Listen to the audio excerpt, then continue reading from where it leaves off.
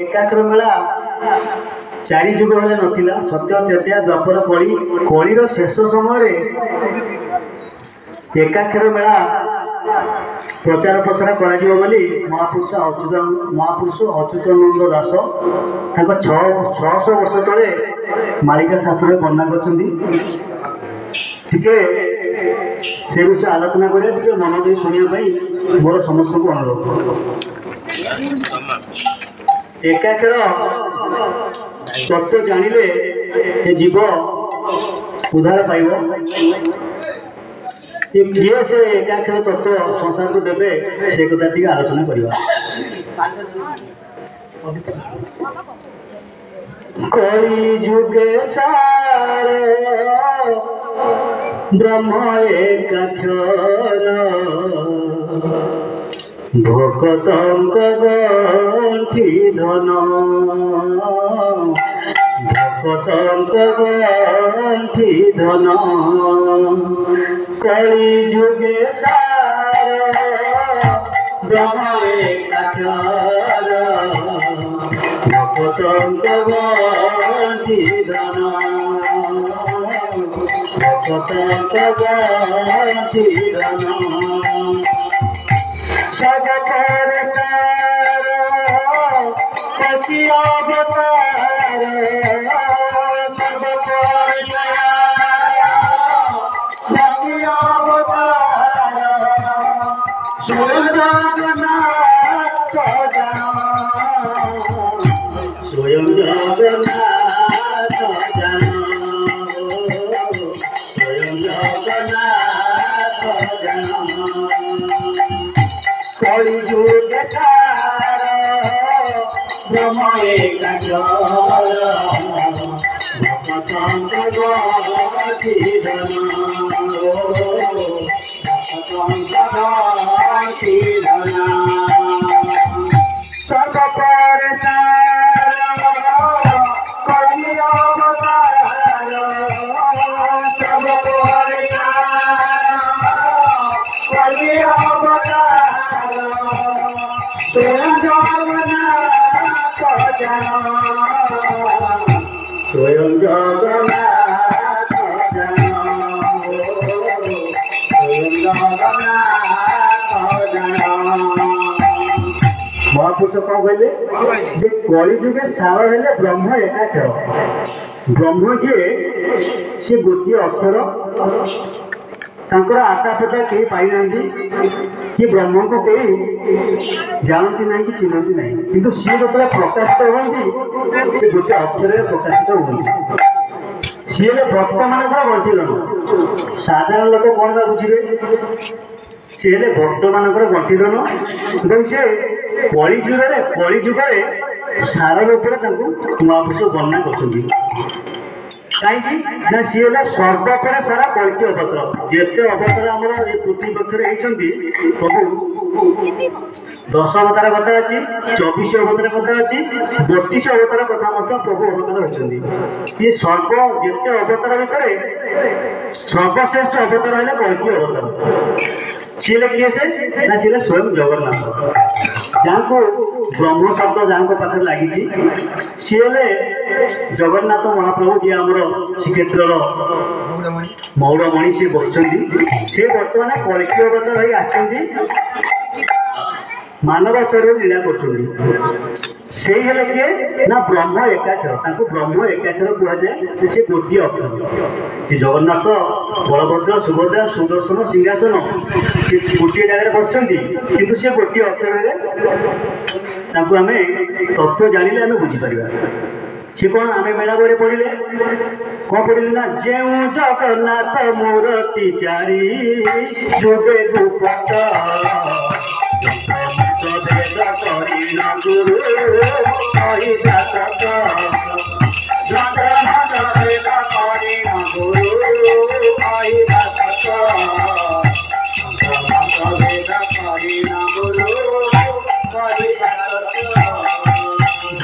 भजनीरांचलवासी से मार्गे बुझाई कहीं जानती नहीं श्री जगन्नाथ किए से कहीं बसुँच केवे बसुँच तार कौन ठिकाना नहीं सी कहे कौन ना जंत्र मंत्र तंत्र भेद करके गुरु ही तत्व करे केवल गुरु को ही जन गुरु हेल्ले निजे से जगन्नाथ निजे स्वयं ब्रह्म से गुरु से ही जानी कथा कथा संसार कहीं जानती नहीं से निजे आसती अवतार होती कथा कहवाई कौन ना भज नीलाचल राशि एकाकर प्रमाण नीलाचल राशि किए ना जगन्नाथ बलभद्र सुभद्रा सुदर्शन सिंहासन ये 5 जन हेल्ले गोटे अक्षर से एक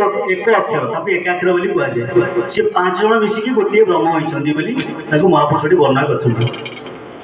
तते से बोलते कौन राम रे तते जी जिते प्रकार भ्रमित करेंगे तू केवे भ्रमित हबू ना तते एकाकर दुनिया प्रकार कथा कही तते भ्रमित करेंगे तू केवे भ्रमित हबू ना से गोटे अक्षर जी एकाकर सी हेल्ले 5 जन मिसिक अच्छा से गोटे अक्षर से एकाकर तत्व दबाक संसार को प्रभु कल्कि अवतार हो आसुँच कौन कहते कौन करेंगे सनातन धर्म स्थापना करिबे अनंत ध्वजा उड़ाई अनंत ध्वजा उड़ाई सनातन धर्म स्थापना करिबे अनंत ध्वजा उड़ाई अनंत ध्वजा उड़ाई घोड़ाई रखिबे साधु संत भक्त घोड़ाई रखिबे साधु संत भक्त गहन दल खाई गहन दल खाई गहन दल खाई सनातन स्थापना करिबे अनंत ध्वजा उड़ाई अनंत ध्वजा उड़ाई घोड़ाई रखिबे साधु संत घोड़ाई रखिबे साधु संत गहन दल गहन दल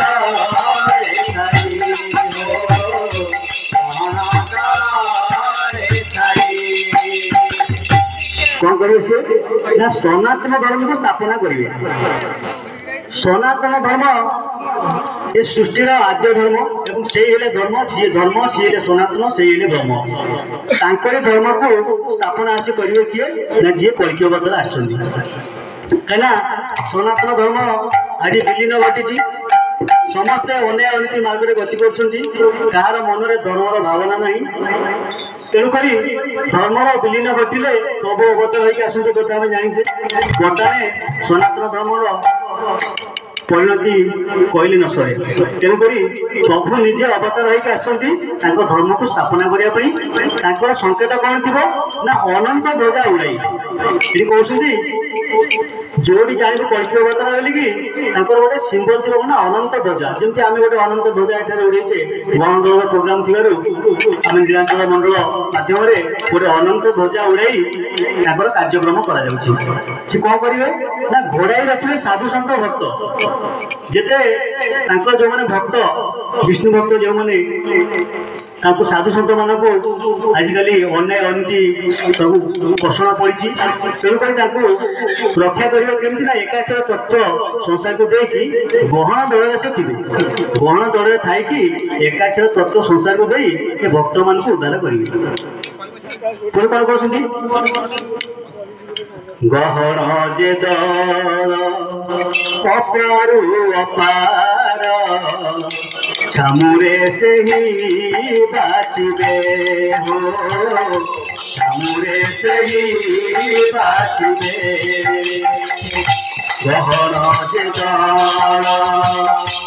अपारु अपार छामुरे से ही बाँचबे हो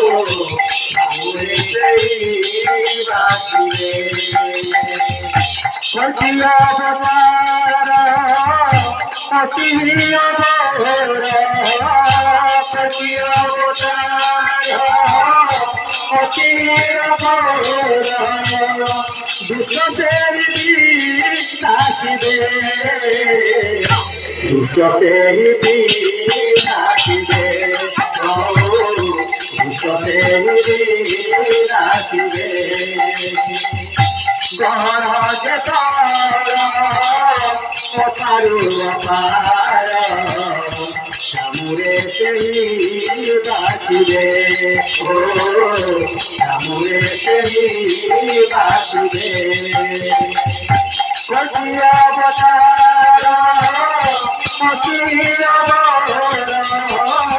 কটিয়া অবতার কটিয়া দুষ্টদের বিনাশিবে দুষ্ট সেই বিনাশিবে ও সেই বিনাশিবে କଣ କହୁଛନ୍ତି ଯେ ଗ୍ରହଣ ଦ୍ୱାରା ଅପାରୁ ଅପାର ମାନେ ଯେତେ ଦଳ ଆମେ ପୃଥିବୀରେ ଦେଖୁଛେ ଆମର ଅଭିରାମ ପରମହଂସ ଗୋଟେ ଲେଖିନାହାନ୍ତି କୋଇଲିଲ ବୁଲିଯିବୁ ଓଡ଼ିଶା ମଣ୍ଡଳ ସେଠାରେ ଦେଖିବୁ 956 ଦଳ ଯଦି ଓଡ଼ିଶାରେ 956 ଦଳ ତାହେଲେ ବିଶ୍ୱ ବ୍ରହ୍ମାଣ୍ଡରେ କେତେ ଦଳ ଥିବେ ଆପଣ ଅନୁମାନ ଲଗାନ୍ତୁ ସେ କହିଲେ ସବୁଠାରୁ ଶ୍ରେଷ୍ଠ ହେଲା ଗ୍ରହଣ ଦଳ ଯେତେ ଦଳ ଏ ସୃଷ୍ଟିରେ ଅଛି ଧର୍ମ ପ୍ରଚାର କରିବା ପାଇଁ ବା লীলাখেলা করা ସବୁଠାରୁ ଶ୍ରେଷ୍ଠ ହେଲା ଗ୍ରହଣ ଦଳ କାରଣ ସେ ଅପାରୁ ଅପାର ଛାମୁରେ ସେଇ ବାଛିବେ ସେ ହିଁ ଆସିକି ଛାମୁରେ ବାଛିବେ ଯେ କିଏ ଭକ୍ତ ଆଉ କିଏ ଦୁଷ୍ଟ ସେ ବାଛିବେ କାହିଁକି ନା କଳ୍କି ଅବତାର ଅତି ହିଁ ଅଘୋର ଯେତେ ଅବତାର ସୃଷ୍ଟିରେ ହେଇଛନ୍ତି ସବୁଠାରୁ ଶ୍ରେଷ୍ଠ ହେଲେ କଳ୍କି ଅବତାର ସେ ଅତି ହିଁ ଅଘୋର ଅଘୋର ମାନେ କ'ଣ ମହା ବିନାଶକାରୀ ତାଙ୍କ ଦ୍ୱାରା ସବୁ କିଛି ହେଇପାରିବ ସେ ଚାହିଁଲେ ଗୋଟେ ମିନିଟ୍ରେ ଇଏ ପୃଥିବୀ ଧ୍ୱଂସ କରିଦେଇ ପାରିବେ ଏତେ ମହାବନ୍ତ ଅବତାର ତାଙ୍କୁ କୁହାଯାଏ ତେଣୁକରି ସିଏ କହିଲେ କ'ଣ କଳ୍କି ଅବତାର ଅତି ହିଁ ଅଘୋର ଦୁଷ୍ଟମାନଙ୍କୁ ବିନାଶ କରିବେ ଯେତେ ସଂସାରରେ କଳିଯୁଗରେ ବିରାଟ ବିରାଟ ରାକ୍ଷସ ଅଛନ୍ତି ସତ୍ୟ ଯୁଗରେ ସେମିତି ରାକ୍ଷସ ନଥିଲେ ତ୍ରେତୟାରେ ନଥିଲେ କି ଦ୍ୱାପରରେ ନଥିଲେ କଳି ଯୁଗରେ ଜଣେ ଯଦି ଗୋଟେ ରାକ୍ଷସ ଚାହିଁବ ଇଏ ପୃଥିବୀ ଧ୍ୱଂସ କରିଦେବ ଏମିତିଆ ବମ୍ ସବୁ ପରମାଣୁ ବମ୍ ତିଆରି କରି ରଖିଛନ୍ତି ତାଙ୍କୁ ରାକ୍ଷସ କୁହାଯାଏ ସିଏ କହିଲେ କ'ଣ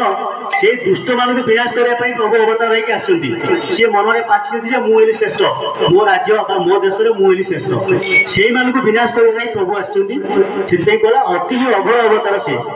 ସିଏ କାହାକୁ ଛାଡ଼ିବେ ନାହିଁ ସବୁ ଦୁଷ୍ଟମାନଙ୍କୁ ସଂହାର କରିବେ ପୁଣି କ'ଣ କହୁଛନ୍ତି ସେ ତାହେଲେ କେମିତି ସଂହାର କରିବେ ସିଏ ତ ପ୍ରଭୁ ତ କହିଛନ୍ତି ମୁଁ ଅସ୍ତ୍ର ଧରିବି ନାହିଁ ନା ବିନା ଅସ୍ତ୍ରରେ କେମିତି ସଂହାର କରିବେ ସେ 12 ହାତ ଖଣ୍ଡା ଧରିକି କହିଛନ୍ତି କଳ୍କି ଅବତାର ଆସିଛନ୍ତି କଳା ଧଳା ଘୋଡ଼ାରେ ଚଢ଼ି 12 ହାତ ଖଣ୍ଡା ଧରା ସେ ସଂହାର କରିବେ ଏ 12 ହାତ ଘୋଡ଼ା 12 ହାତ ଖଣ୍ଡା କ'ଣ ତାର ଗୋଟେ ତତ୍ତ୍ୱ ଅଛି ଆମେ ଭାବୁଛେ କ'ଣ 12 ହାତରେ ଗୋଟେ ଖଣ୍ଡା ଧରିକି ସେ କଳା ଧଳା ଘୋଡ଼ାରେ ଚଢ଼ିକି ପ୍ରଭୁ ବୁଲିବେ ନା ତାର ଗୋଟେ ତତ୍ତ୍ୱ ଅଛି ସେ ତତ୍ତ୍ୱ କଥା ଆଲୋଚନା କଲେ ବହୁତ ସମୟ ଲାଗିବ ସେ କହୁଛନ୍ତି କ'ଣ କି ସଂସାରକୁ ଦେବେ କ'ଣ ନା କଳ୍କି ମହାମନ୍ତ୍ର ଏକାକ୍ଷର ତତ୍ତ୍ୱ ନିଶ୍ଚୟ ପ୍ରଭୁ ଶିଖାଇବେ ହୋ ନିଶ୍ଚୟ ପ୍ରଭୁ ଶିଖାଇବେ କଳ୍କି ମହାମନ୍ତ୍ର ଏକାକ୍ଷର ତତ୍ତ୍ୱ ନିଶ୍ଚୟ ପ୍ରଭୁ ଶିଖାଇବେ ଓ ପ୍ରଭୁ ଶିଖାଇବେ ସତ୍ୟ ଧର୍ମ ପାଳି ଦୁଷ୍ଟମାନ ମାରି ସତ୍ୟ ଧର୍ମ ପାଳି ଦୁଷ୍ଟମାନ ମାରି ପ୍ରଭୁ ଶିଷାନ ବୁଝିବେ ପ୍ରଭୁ ଶିଷାନ ବୁଝିବେ ପ୍ରଭୁ ଶିଷାନ ବୁଝିବେ କଳ୍କି ମହାମନ୍ତ୍ର ଏକାକ୍ଷର ତତ୍ତ୍ୱ ନିଶ୍ଚୟ ପ୍ରଭୁ ଶିଖାଇବେ ନିଶ୍ଚୟ ପ୍ରଭୁ ଶିଖାଇବେ ସତ୍ୟ ଧର୍ମ ପାଳି ଦୁଷ୍ଟମାନ ମାରି ସତ୍ୟ ଧର୍ମ ପାଳି ଦୁଷ୍ଟମାନ ମାରି प्रभु श्री स्थान पूजिबे प्रभु श्री स्थान पूजिबे प्रभु श्री स्थान पूजिबे जो प्रभु कलिजुगतरे आछंती जगन्नाथ निजे स्वयं मानव देह लीलाखेला कर बहुत ना गहन दल गहन दल लीला कर जाइले कौन देवे संसार कौन ना कल्कि महामंत्र एकाक्षर तत्व ताको भक्त मानक संसार को कल्कि महामंत्र गोटे देवे महामंत्र कौन आम महामंत्र बोलुचे कौन जो चैतन्य महाप्रभु प्रथम देते हरे राम कृष्ण तीनोटी नाम से देते सी तुम आज पर्यटन बोली आसुच जो कल्कि अवतार आसवे से कल्कि महामंत्र निजस्व गोटे मंत्र देवे महामंत्र जो महामंत्र जपिले जीव उद्धार पाइब आ कौन ना एकाक्षर तत्व कौन ये कल्कि महामंत्र प्रथम जाना महामंत्र कौन चैतन्य जो प्रथम आसी संसार कौन से जे आज कल्कि अवतार लो भीतरी चैतन्य ठाकुर से जे आज कल्कि अवतार लो भीतरी चैतन्य ठाकुर से जे आज अवतार भिखारी चैतन्य ठाकुर नदिया नदी करे अवतारी नदिया नदी करे अवतारी महामंत्र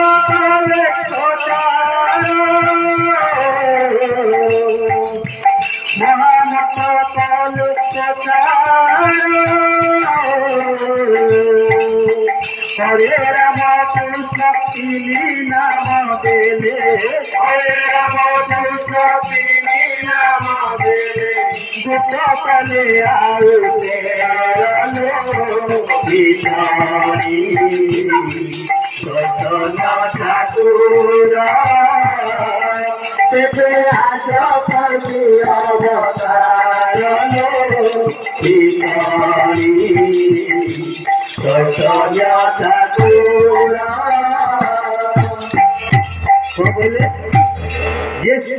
कलिजुगर जे प्रथम अवतार कलिजुगर तीनोटी अवतार गोटे चैतन्य अवतार गोटे बुध स्वामी बुध अवतार शेषटा है कल्कि अवतार जो आद्य कल्कि अवतार आसते चैतन्य नाम से संसार को तीनोटी नाम देते हरे राम कृष्ण ये प्रभुंर नाम ताधे हरे 8 कृष्ण 4 आउ राम 4 मिसिकी 16 नाम करते 32 अक्षर रूप बांटी आज पर्यटन से चली आसी ये गुप्त नाम से कौन कले कौन ना 13 3 16 नाम को रखिली आउ 13टा नाम कौन गुप्त नाम प्रभु 3 नाम से बांटिले 13 नाम गुप्त करते से कौन ना जो कल्कि अवतार हो आसवे से निज नामटा प्रकाश करेंगे निज नाम महापुरुष लिखी चैतन्य महाप्रभु तीनोटी नाम संसार को देते आउ कल्कि अवतार जो आसले कि 16 नाम देले 16 नाम 32 अक्षर देले से किपरि ना मोते आज्ञा देले अनादि गोसाई समाधि जो भोजिबाकु मोते आज्ञा देले अनादि गोसाई समाधि जो भोजिबाकु तेरो तिनी 16 नाम पुरखिले तेरो तिनी 16 नाम पुरखिले देवे गुप्त भक्त गुण भिखारी चैतन्य ठाकुर से आज कल्कि अवतार भिखारी